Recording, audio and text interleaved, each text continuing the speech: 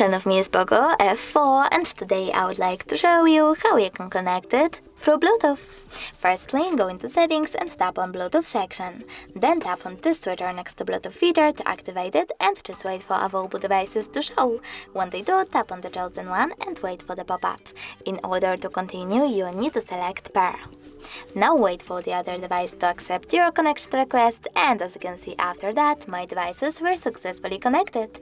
If you wish to disconnect them, you need to tap on this icon next to the device and choose in pair. If you wish to connect to it again, just tap on it.